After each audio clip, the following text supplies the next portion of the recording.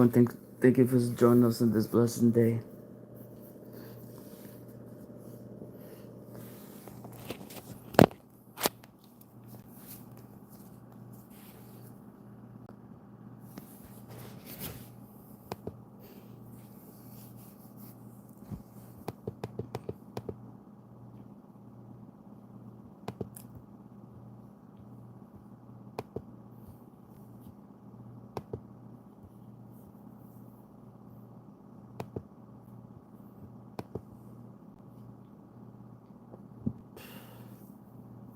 But acid reflux is the worst. Phew.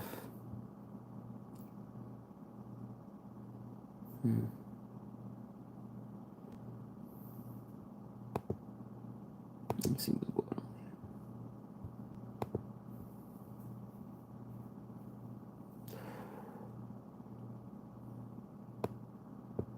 They still haven't paid this to these motherfuckers.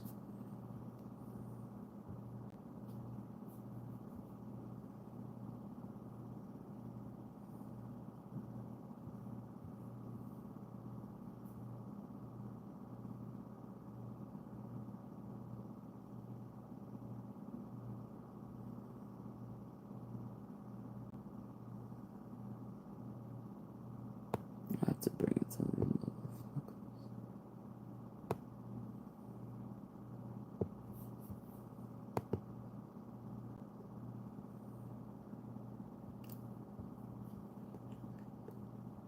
This is what I paid.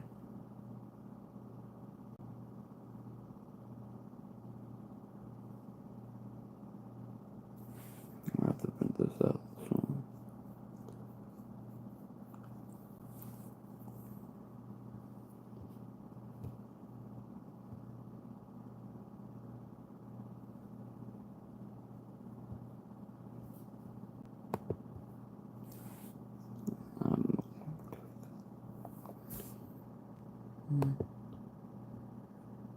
Yo, what's up? How you doing? I do not. Bella, why would you ask that?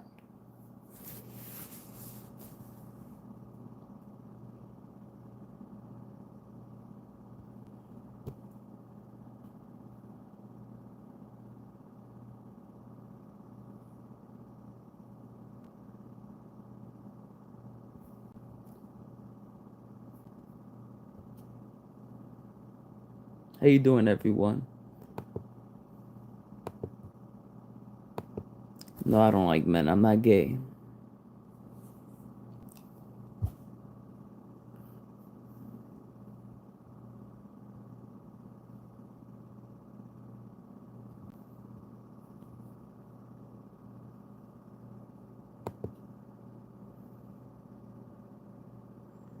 Mm.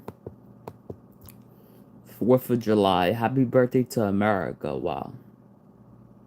It's alright. Got a headache, but no, I'm not gay. I like women. Women only.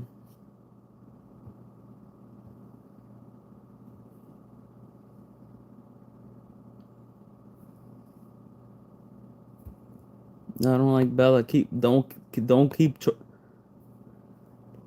I don't like boys either. I'm gonna start blocking people. Keep it up.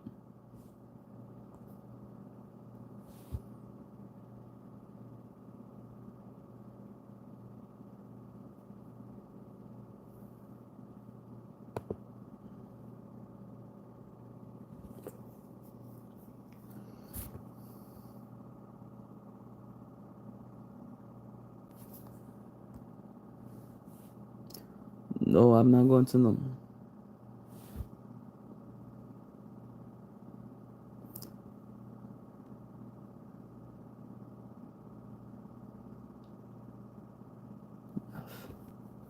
No, I don't do stigma. Now the trolls have started coming.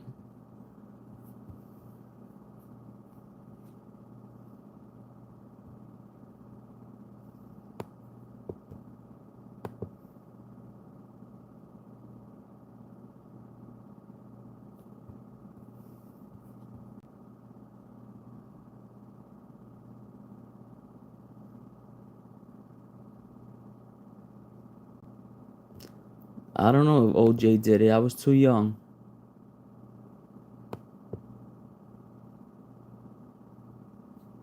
Thank you. I appreciate it.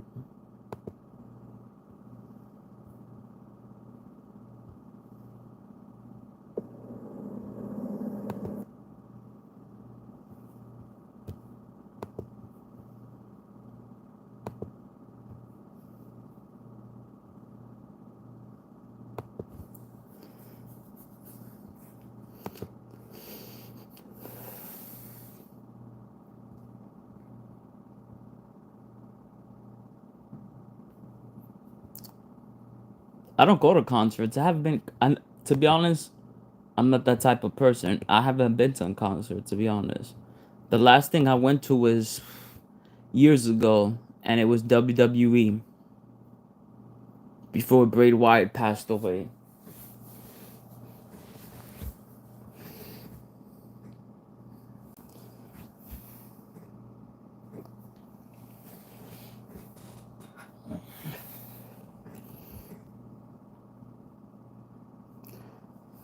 No, I'm not gay, Bella. Stop asking that. I'm gonna block you.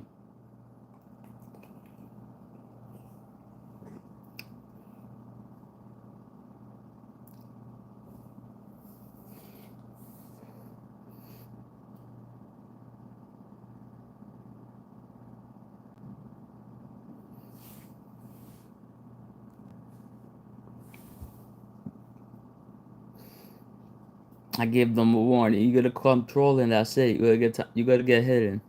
Enough is enough.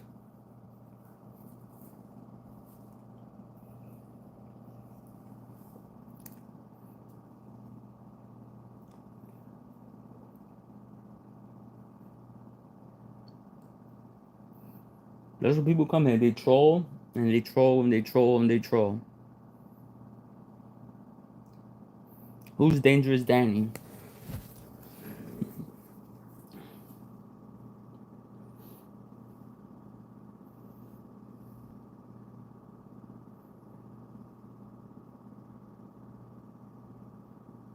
I don't know. Cause it's late. It's 10:33 and people got nothing better to do.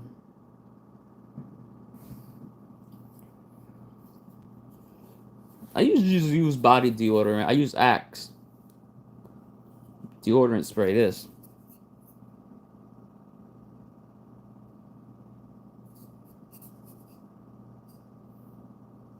is gold. It smells good. But I also use the regular body. I use deodorant Axe as well.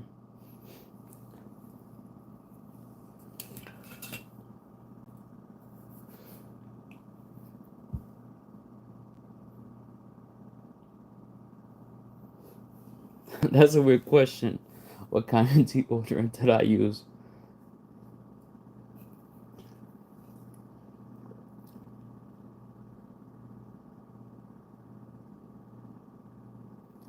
Wait, what do you mean? Why am I ignoring what? Are you a real Slim and Shady? The real Slim and Shady, please stand up. Hi, Urban.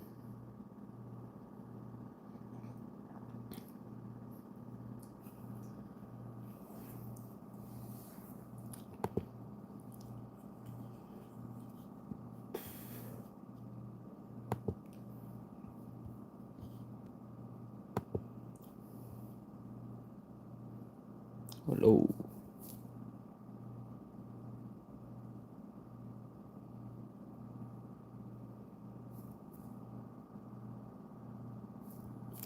Please no spamming. You already said hi a bunch of times.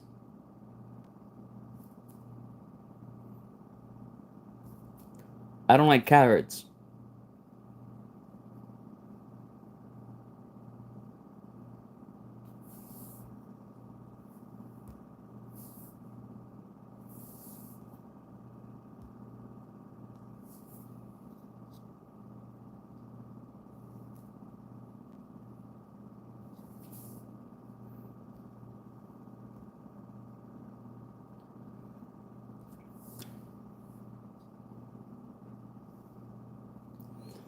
My favorite color is like Britain blue.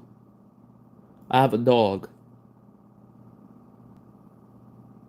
Oh, you don't like pickles? Pickles are alright.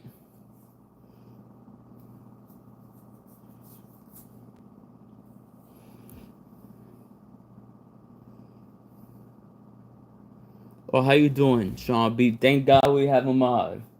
The trolls have begun.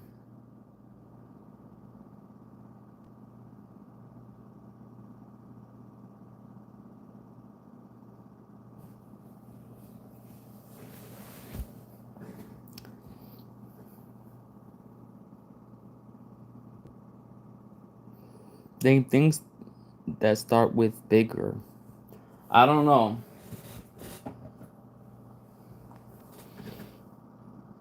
Boxer or briefs? I like boxers though. It depends.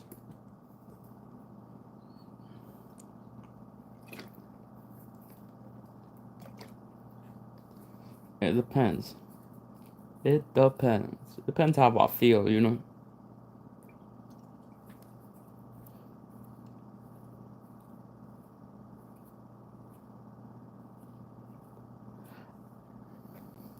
I'm not answering that.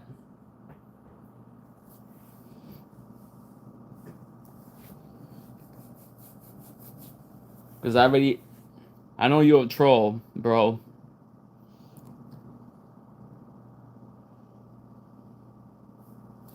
I get these from trolls all the time. What do you rather have? Thank you, Sean B. Those questions are asked all the time.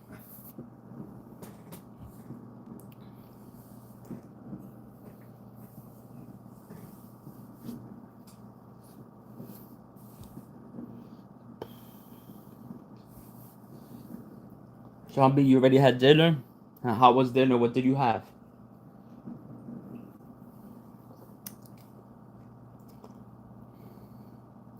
Right now I'm having Canada Dry. Zero sugar.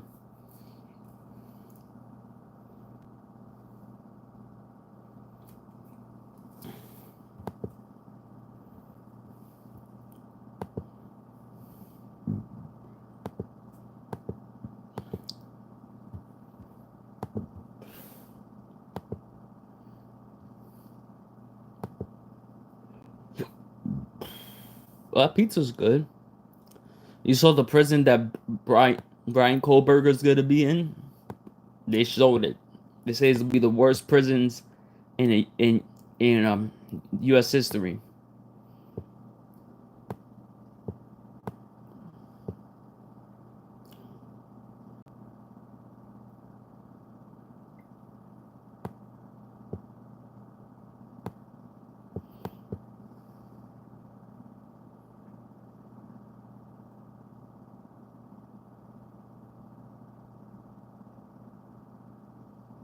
I don't use public bathrooms. I'll try not to.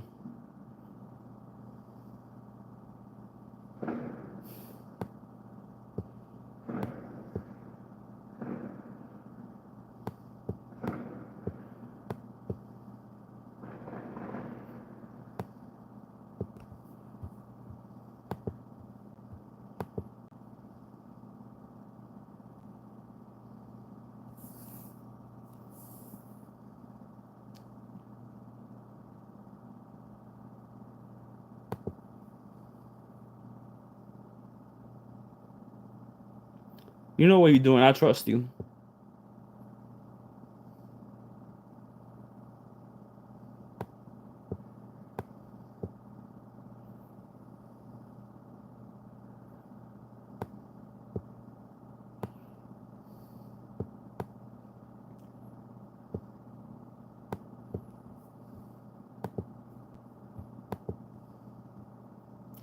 Yeah, Brian Kohlberger's.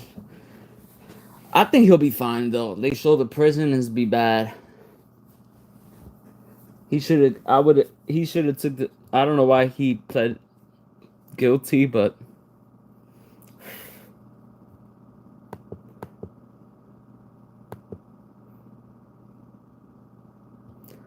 I don't know.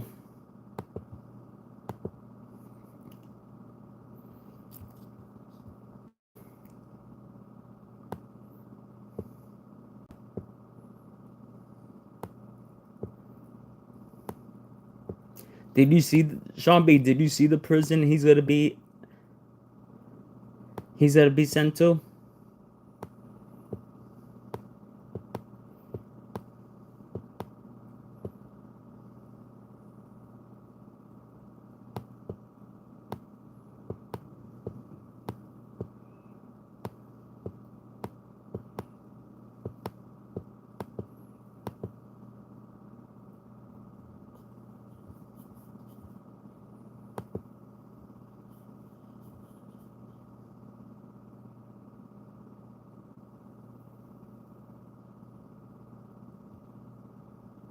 Yep.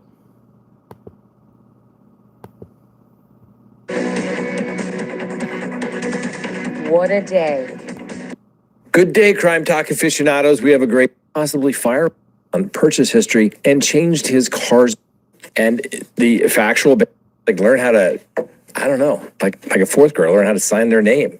Interesting. IMSI, where Kohberger is expected to be sentenced to life in prison, opened in 1989 and hosts the Gem State's most disruptive male residents and violent criminals. Since then, it has developed a reputation as not just one of the toughest prisons in the state, but one of the harshest in the nation. Now, IMSI was named one of the 15 worst prisons in America by Security Journal America in 2024, alongside other infamous institutions, including Louisiana State Penitentiary, also known as The Farm, San Quentin in California, and Attica Correctional Facility in Western New York. Now, the magazine that came up with this list highlighted its alleged harsh treatment of inmates, excessive use of solitary confinement, and lack of mental health resources. So violence between inmates and allegations of excessive force by correctional officers were also brought up in that article as well, such as overcrowding, leading to a tense and volatile environment. In 2016, the new director of the Idaho Department of Corrections looked to reform the state's use of solitary as punishment. Many of the inmates were locked away in solitary confinement for as many as 23 hours a day. Now, this meant little to no human interaction, food in cells, and only showering 3 times a week, a pattern that some inmates live under for decades. Anyway, that's what happens. You don't want to go to the SHU, right? That's the segregated housing unit. That's where if you can't get along with others, you go to be by yourself. I've seen it break people. Literally, it can mess them up. But then I had another client that was at an ADX Supermax for 12 years, and he... Oh, sorry.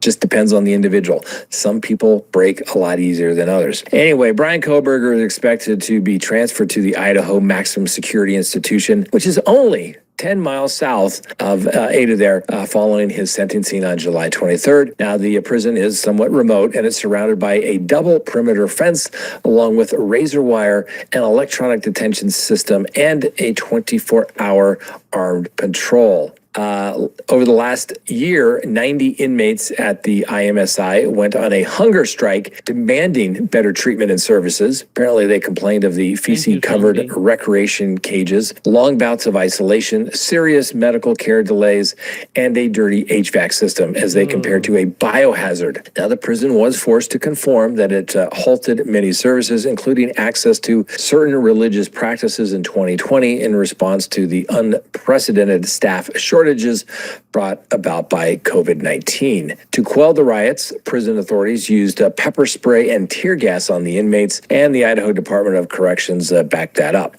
Now, the Department of Corrections claims that the protesters' ringleaders wanted to force staff to segregate housing by gang and racial affiliation. The prison was built to replace the original Idaho Penitentiary, which was built before Idaho even became a state in 1890. And it can house a maximum of 549 inmates, including a dedicated section for, well, mentally ill offenders. It offers restrictive housing beds and disciplinary detention. It also includes Idaho's death row, where all 8 of the state's male inmates facing the death sentences are housed there. And because of Kohberger's deal, which also spared him the trial and the chance of death by firing squad, means he must spend the rest of his life in prison with no opportunity for parole or appeals. And after, he pled guilty, that's what it is for him. He'll be there. Other famous inmates at the prison include, like I said, Chad Daybell, currently on death row for murdering his first wife, Tammy, as well as his second wife, Lori Vallow's 2 children, Tylee Ryan and JJ Vallow. But let's not forget about serial killer Gerald Pizzuto. He is awaiting execution for 4 1985 murders in Idaho and Washington state. And another resident is serial killer Thomas Eugene Kretsch, who is believed to have murdered as many as 43 people between 1974 and 1981. He was convicted of 5 killings. So it sounds like a lovely place. Definitely a place you don't want to necessarily go unless you absolutely have to.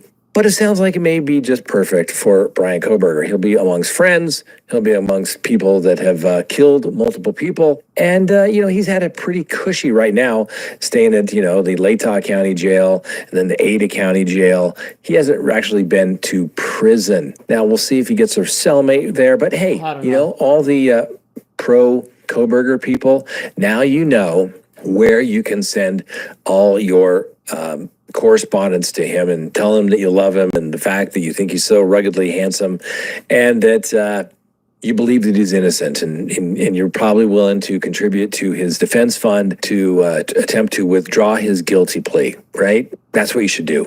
Send all your money to Bryan Kohberger. Unbelievable, ladies and gentlemen. Next, Sean Combs. They overcharged the case. Now, as we have mentioned,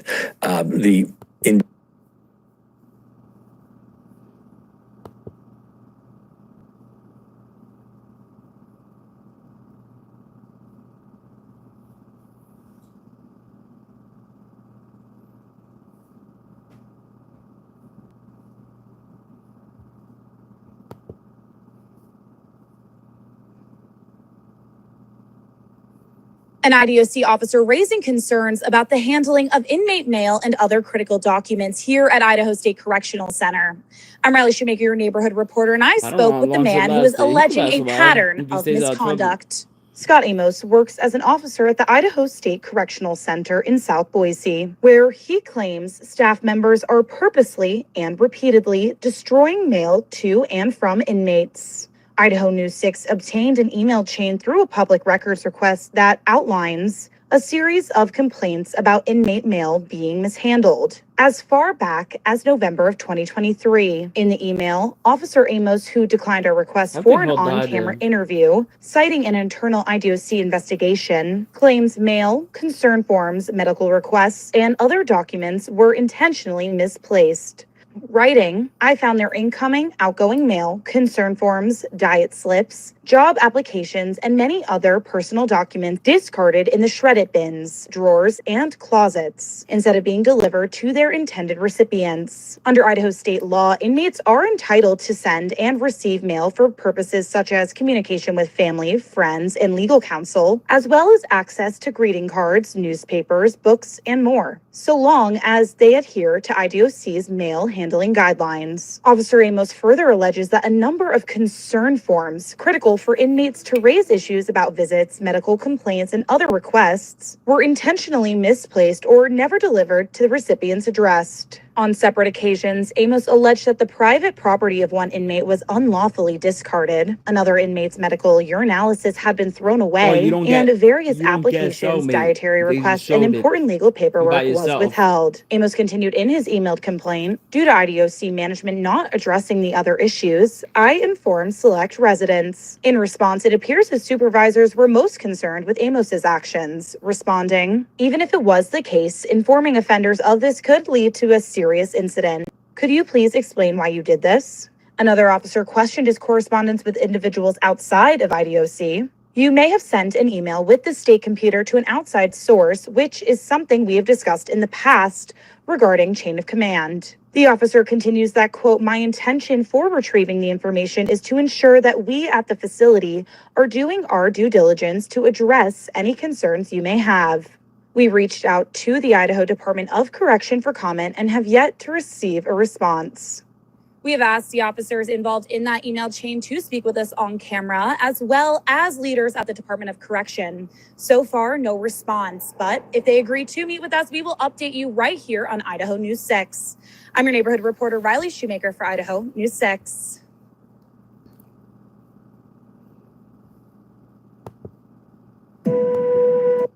You had information yesterday that you sent me. I read it to the audience. Speculation. I understand. I will say, Hey Jude, don't make it.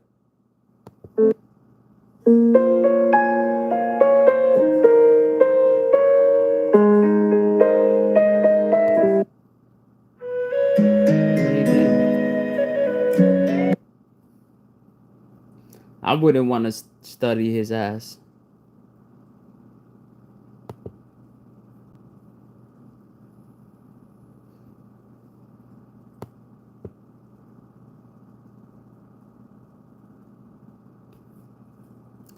Alex says Brian Kohlberger would not survive prison. What will life be like for Brian Kohlberger in prison now that he has pled guilty to the multiple brutal murders of 4 Idaho college students and is expected to get 4 life sentences? How long will he even really survive once he's inside?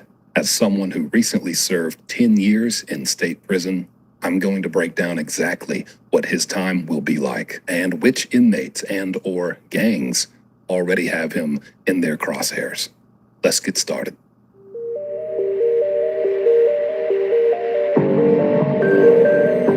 This guy served 10 years and he's an inmate, so he should know.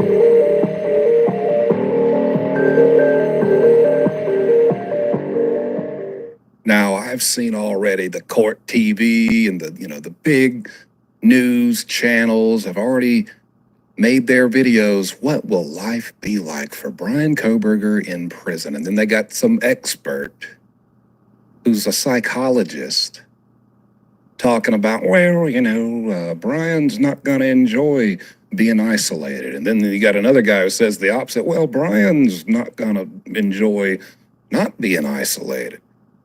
So, I mean, listen, nobody clicked on those videos because we want to know if Brian Kohlberger's going to be in a good mood or a bad mood when he gets to prison. I mean, Nobody you click wants on to the be video there. because you want to hear, is something going to happen to this guy?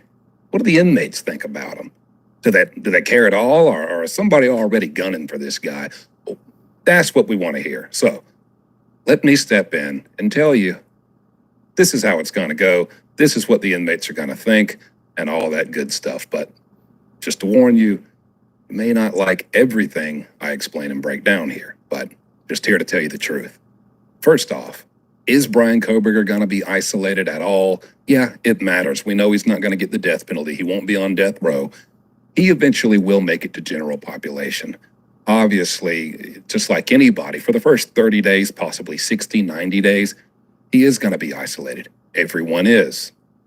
You have to go through, like every state prison, the reception, evaluation, and intake process. That's where they do all the medical tests, the psychological tests, if you need medication, if you were already on medication before you came to prison, just all of this evaluation that they do with any inmate, not just Brian Kohlberger.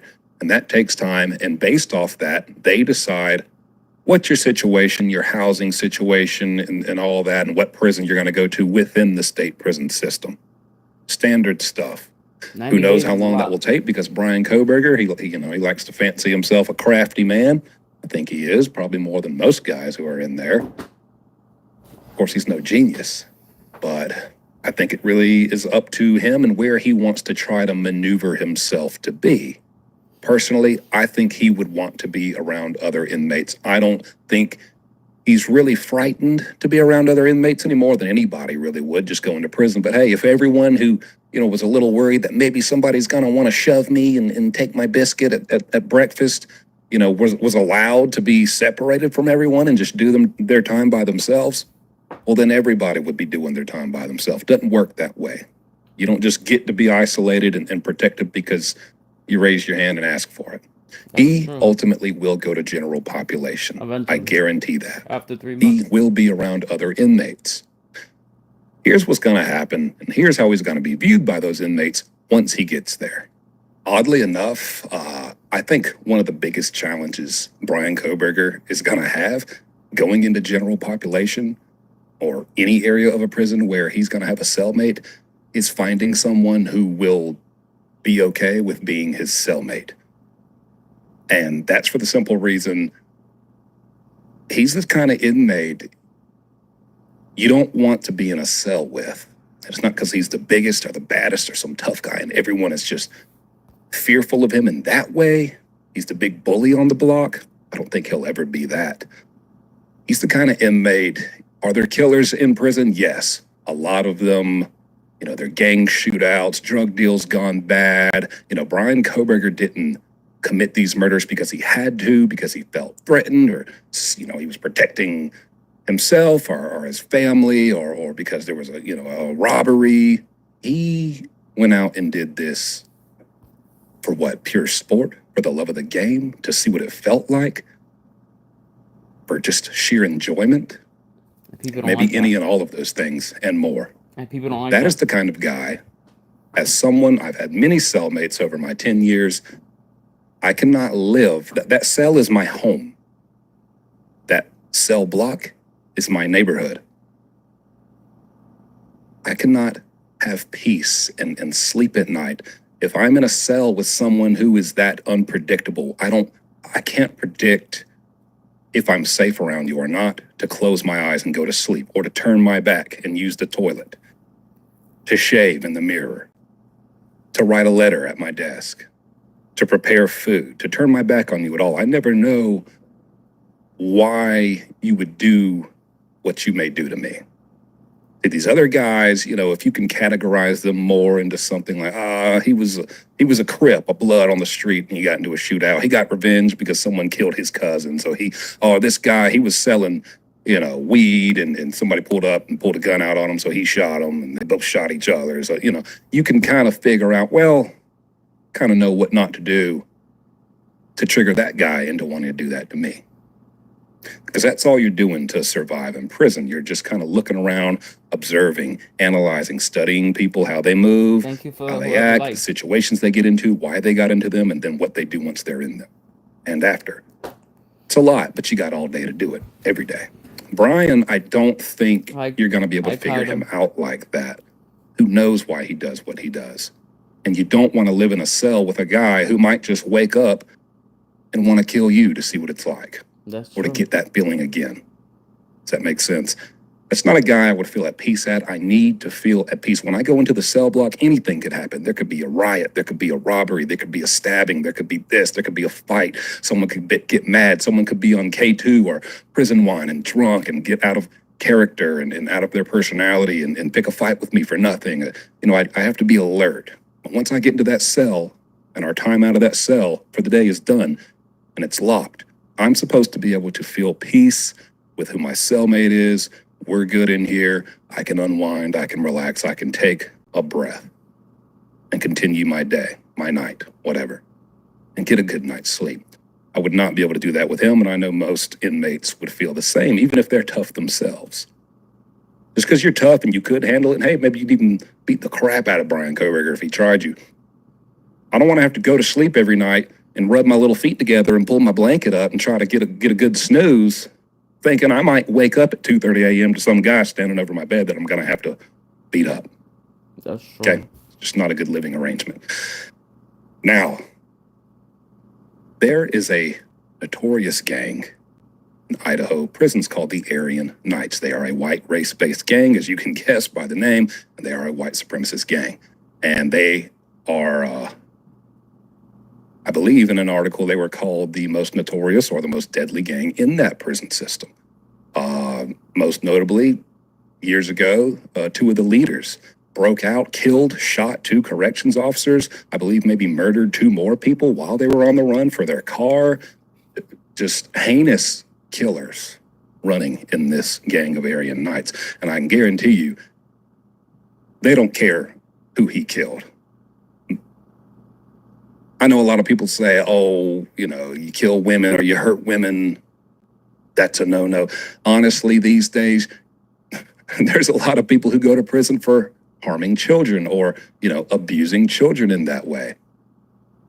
And things don't happen to them. There are a lot who go and do have things happen to them, and we see that in headlines plenty of times. So I'm not going to say that never happens, but if it's only like half the time with those guys, let me tell you something. You're not going to like this, but they sit in the HR department and ethics committee. It's prison, and those guys don't really care that he killed 4 college-aged adult students, 3 of them girls. In fact, you're also not going to like this, but the Aryan Knights are probably going to want to recruit him. He's not stupid. He's not an idiot, at least compared to the characters you see back there. Trust me, there's a lot of idiots back there. I mean, real idiots. I know there's people watching right now saying everybody in prison's an idiot because they broke the law. Yeah, I get it. But you get what I'm saying. They're going to want to recruit him. And unfortunately, it's because he has already been separated from a majority of the prison population in there. It's because he has shown that he will stab, kill, and take a life. He has the stomach to do it. He has the wherewithal to do it. It doesn't bother him. And before you get mad at that and say, are you trying to tell me that those guys back there are actually going to respect or even fear or praise him for, yeah, he killed someone. He's a killer. But he killed 4 unsuspecting, sleeping, innocent college kids, 3 of them girls. I agree with that. And I'm not saying they respect who he did it to. I'm just saying they're going to notice and take note because as everyone is back there, you are assessing who is a threat to me. How do I survive back here? Who do I need to watch? Why do I need to watch them? He will take a knife. By the way, there's no guns back there. Any old Joe McGee can't just pull his pointer finger back and eliminate a threat in front of him. There's no guns back there. The best thing you have is a knife. How many people do you know out here who have guns? They carry guns, they own guns. They probably never use them. They want you to think they'd use them, but they would never use them. You know they would never use them. They never have used them. They never will use them. They just want to act like they'd use them. Well, fireworks. It's the same thing in there. There are plenty of guys, the youngsters, the gang members, all shapes and sizes and colors, really. Some people in there, almost everyone's carrying a knife. Almost no one will actually take it, use it with vicious intent, dead set on taking your life away from you. They may fake like they are and pull it out and wave it around and yell and do a lot of blah, blah, blah, blah. But by him already showing that he will do that, will he have a harder time doing that to Big Bubba D, 3 cells down, 270 pounds, 6'1"? Of course. He'll have a harder time doing that than he did to these kids who are just trying to, go about that, get some rest. Going to school. They're kids, they're students. 3 of them girls. Yeah, obviously, it's not going to be so easy for him. But he will do it. And he would get the better of some guys in there. He's a very tall man with some long reach, and he's going to be waving around some big knife. This is what people are going to think. They're not going to think, oh, he did it to them, he won't do it to me. Some guys are going to think that. But still, he's more dangerous than most guys in there. And he Just will kill because he's again shown if he him has to do it. For that reason, he wears this invisible badge. Yes, I know, it's awful, it's sick. But hey, it's a sick place with sick people in it. It's this invisible badge. He's a stabber. He will do it. He will use that knife. That is the weapon of the land in prison. Are you going to use it or are you not? And if you are, like he will, oh, you better believe the Aryan Knights are going to want to recruit him. They're going to want him to join. I honestly feel like he would, because what I know about him, what we all know about him, what we've learned, I think he would see it as a great opportunity to, you're somewhat going to be protected. just automatically by joining that. And it's a chance to rise through the ranks. He's going to want to use his mind and study all his higher ups and his leaders and his fellow gang members and assess these situations and look for opportunities for him to climb that ladder in that hierarchy, gain power. He wants to feel like a powerful guy, a god, a decider of big, dangerous decisions. He likes that. It's the perfect avenue for him to do that. I think they will want to recruit him, and I think he will join them happily. And if that's the case, boy, listen, you could see him be a very dangerous inmate. So let's talk about how Bryan Kohberger would be beneficial to other inmates or not. Because I would always say in prison, you're either useful to someone or you are useless to everyone. And one thing in prison you don't want to be is just useless to everyone. Nobody needs you for anything. There's no good reason for anyone to give a crap about you, because then your basic laws of the land, your prison code, when that starts getting violated against you by other inmates and they do you just a little more wrong and a little more messed up than, your average inmate or any other inmate just based off the, prison code.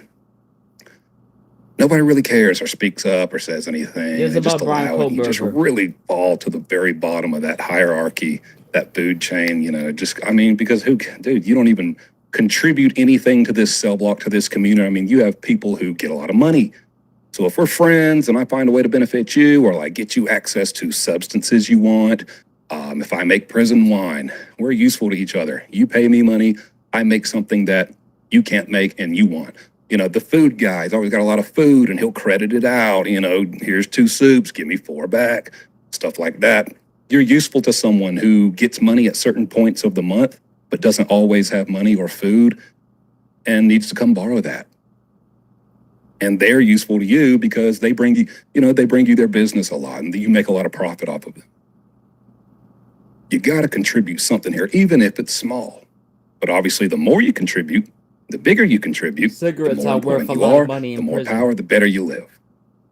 And that benefit, what you contribute, that doesn't just have to be, food, or some money. That could be intimidation, muscle, your fighting capabilities, how dangerous and deadly you are. You'll be an enforcer. Gangs love to have somebody like that. That just makes things run that much smoother for them because everyone knows that they got that guy on their side and he's in this cell block. Makes a huge difference, and people will give him things and give him very good treatment just for being that guy. That's true. Now, I'm not painting Bryan Kohberger in that picture of, the big jacked guy on the block who's just, like I mentioned earlier. Not that type of scary guy in prison, but I think Bryan's main benefit is going to be that he can be befriended, probably by a gang, the Aryan Knights, and molded kind of and packaged into this threat that they have to utilize at their discretion. Yeah, he's tall. He's not very muscly. He doesn't really have muscles. He's lanky. He's skinny. He's tall, but he's crazy. He's crazy. I mean, the type of prison crazy that people are like, man, watch that guy. He's crazy. And if you don't think that inmates try to lean into that, certain ones, if you can pull that off and people kind of suspect that about you, if you don't think they play that up and lean into that to really just deter, any issues or, just make it that much more not worth it for an inmate to mess with them or bother them about the lesser important issues and little petty things or just try to bully me. Oh, they do. And Bryan Kohberger could probably do that harder than anyone because he actually is deeply disturbed and sick and crazy, but not crazy enough to not recognize he's being seen that way and play into it. And if he doesn't see it and doesn't know to do that, those Aryans will let him know, and they will make sure that he learns to do that.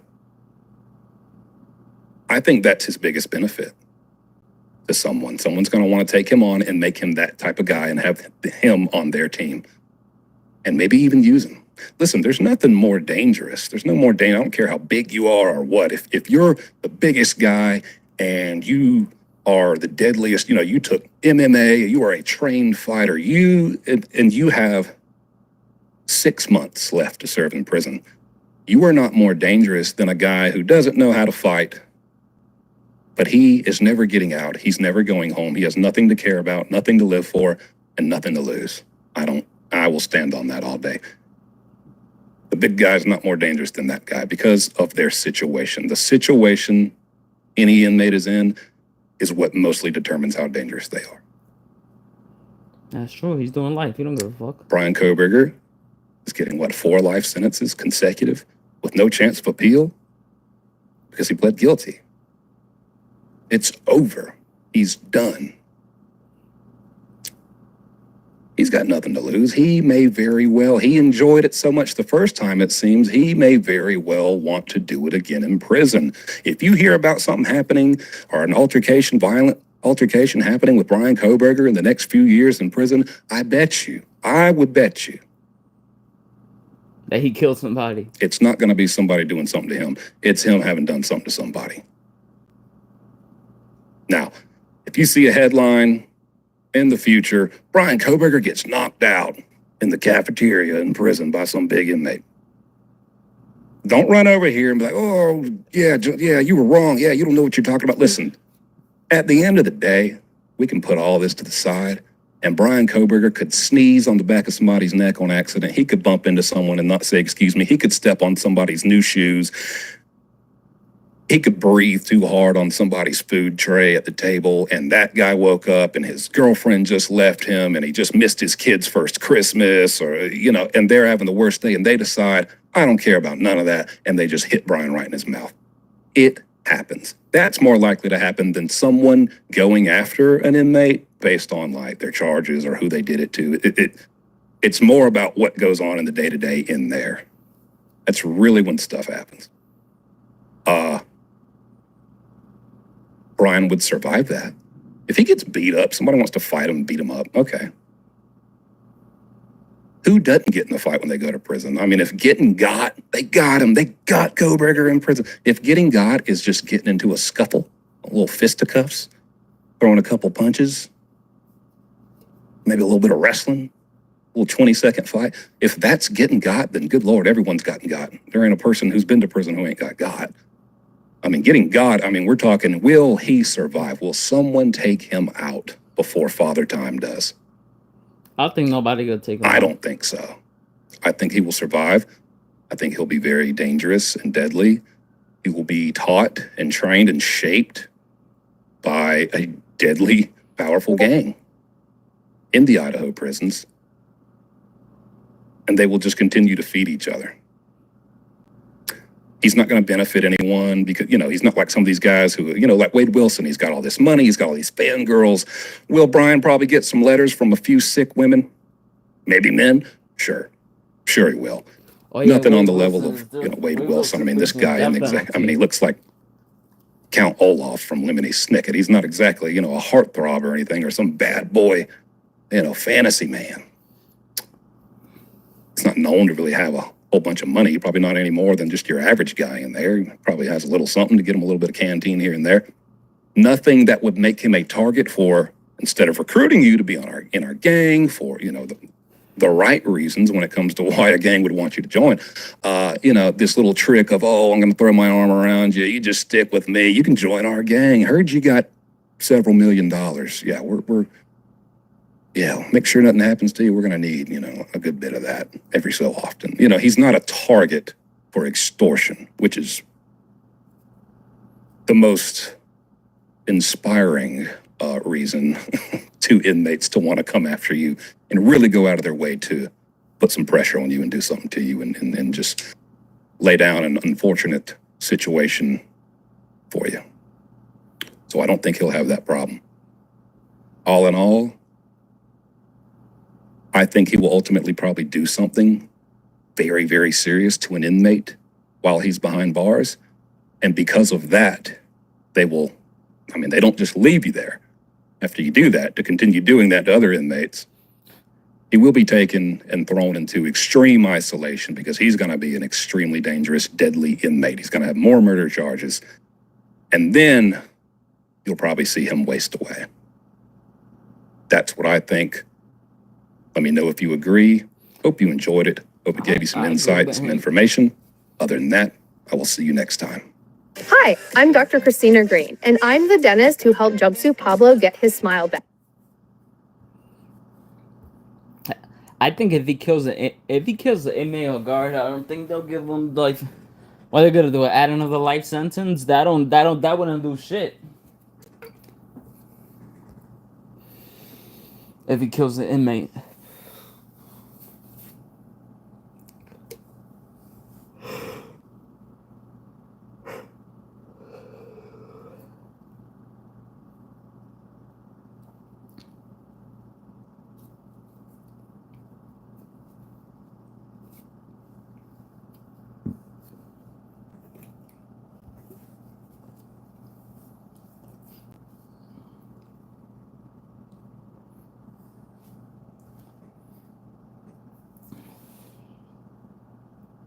But then they'll put him in the hole for a while. If you kill somebody in prison, they'll put you in the hole. I'll be back in a few, guys. Thank you for joining us. Bye.